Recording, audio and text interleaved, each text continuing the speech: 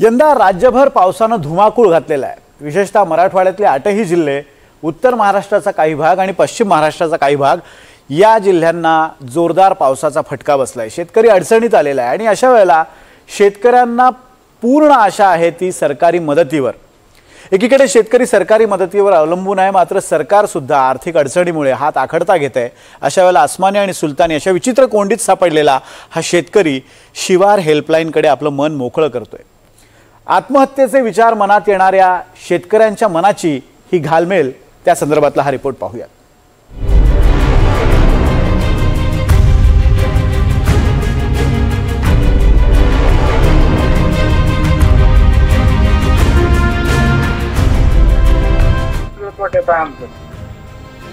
आता पर्याय एकच आत्महत्या आहे, त्याच्या पलीकडे आमच्याकडे पर्याय नाही का? आत्महत्या काही पर्याय नाही, काहीतरी मार्ग काढला पाहिजे।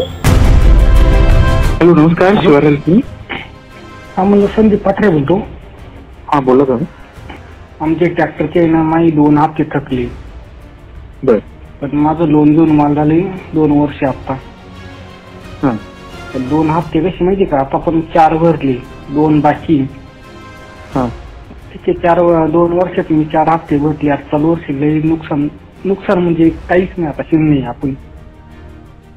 बर बर, तरी पण बँक दम नाही काढतो। कुठल्या बँकेचं आहे? येस बँकेचं। नमस्कार, शिवार हेल्पलाईन। नमस्कार सर। हा, बोला दादा। हा सर, आमचं काहीच राहिलं नाही। 2 चक्कर जमीन होती आम्हाला, चक खरडून गेलं, सोयाबीन पीक होतं। हा हा, कुठून बोलताय दादा? तर हिंगोली जिल्ह्यातून बोलतो मी। बर, तर काहीच राहिलं नाही। आज म्हणजे तुम्हाला सांगतो पहा, एवढा अवघड झाली परिस्थिती ना, आज आत्महत्या करण्याचा विचार यायला तर मनामध्ये एवढा अवघड झाले सर। असे शेकडो फोन रोज महाराष्ट्राच्या कानाकोपऱ्यातून येत आहेत। शेती उद्ध्वस्त झाली, जमीन खरडून गेली, आता पिकवायचं कसं, कर्ज फेडायचं कसं, कुटुंबाचं पोट भरायचं कसं, मुलाबाळांची लग्न कशी करायची, मुलांचं शिक्षण कसं करायचं, असे अनेक प्रश्न या शेतकऱ्यांसमोर आहेत। आणि प्रश्नांची उत्तरं शोधण्यापेक्षा मरणं त्यांना जास्त सोपं वाटतंय। गेल्या 12 दिवसात शिवार हेल्पलाईनवर पूरग्रस्त भागातील 3700 लोकांचे फोन आले आणि धक्कादायक बाब म्हणजे यातल्या 850 शेतकऱ्यांच्या मनात आत्महत्येचा विचार येतोय।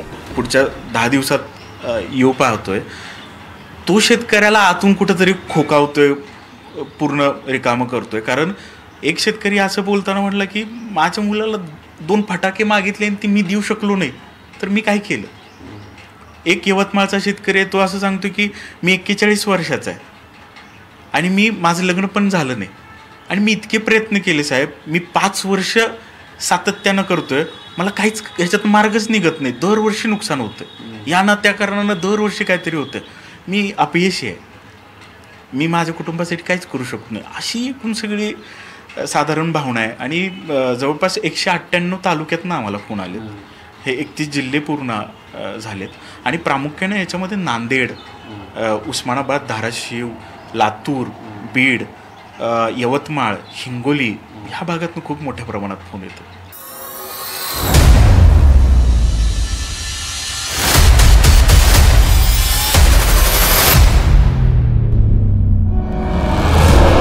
यंदाच्या पावसाने अक्षरशः धुमाकूळ घातला।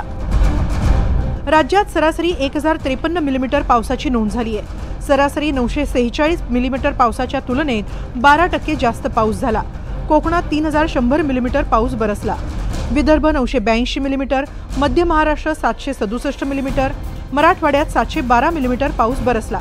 मराठवाड्यात सरासरीपेक्षा रेकॉर्ड ब्रेक पावसाची नोंद झाली आहे। पावसानं सगळं हिरावलं।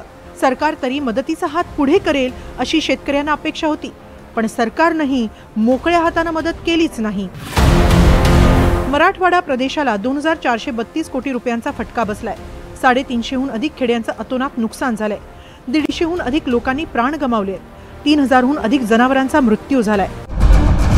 त्यामुळे शेतकऱ्यांचं पुनर्वसन करण्याची जबाबदारी सरकारवर आहेच, मात्र ही मदत शेतकऱ्यांपर्यंत कधी पोहोचणार याबाबतही शेतकऱ्यांच्या मनात शंकाच दिसतीये। शेकडो शेतकरी शिवार हेल्पलाईनवर फोन करतायत। शेतकरी त्याची व्यथा घरात बसून बोलू शकत नाही। घरात बायका पोरं आपलं बोलणं ऐकतील आणि घाबरतील अशी भीती शेतकऱ्यांना वाटतेय. रात्रीच्या अंधारात घरातून बाहेर पडतात, एखादा आडोसा शोधतात आणि आपल्या जीवाला लागलेली घरघर त्या फोनवर व्यक्त करतात. बँकेतले अधिकारी आणि काही बाहेरची माणसं संगनमतानं अशा शेतकऱ्यांची यादी घेत आहेत की ज्यांचे ट्रॅक्टरची कर्ज आहेत आणि एखादं तरी थकले किंवा आत्ता सुटत आले तर त्याला बळजबरी करून पैसे भरून देत नाहीये आणि त्यांना सांगतायत की तुम्ही आता पैसे नाहीत भरायचं, तुमचं ट्रॅक्टर ओढून घेऊन जाऊ आम्ही. आणि काही काही शेतकऱ्यांच्या घरात जाऊन 3-3 चेक घेऊन बाउन्स केलेत ह्या सगळ्या बँकेच्या अधिकाऱ्यांनी आणि बाहेरच्या. ट्रॅक्टर ओढून नेऊन काय करायचं? समजा 6-7 लाखाचं ट्रॅक्टर आहे तर तो ट्रॅक्टर बाहेर 4 लाखानं विकणार, त्याला त्या बँकेच्या अधिकाऱ्याला 4 पैसे मिळतील आणि संबंधित बाहेरच्या माणसाला पण मिळणार. आणि हे रॅकेट कुठल्या भागात जास्त कार्यान्वित आहे? हे जास्त करून नाशिक भागात आहे. ही व्यथा आहे महाराष्ट्राच्या पोशिंद्याची, जो जगाचं पोट भरतो. आज त्याच्यासमोर कुटुंबाचं पोट कसं भरायचं हा प्रश्न उभा ठाकलाय. पावसानं हाताशी आलेलं पीक उद्ध्वस्त केलं. बरं ते कमी की काय म्हणून पुरानं शेतीची जमीनही खरडून नेली. आता जगायचं कसं हा प्रश्न हजारो शेतकऱ्यांना पडलाय. जगण्यापेक्षा मरणं अनेकांना सोपं वाटू लागलंय. या संकटातून सावरण्यासाठी बळीराजाला जगण्याची उमेद देण्याचं काम शिवार हेल्पलाईनवरून केलं जात आहे. राहुल कुलकर्णी, NDTV मराठी.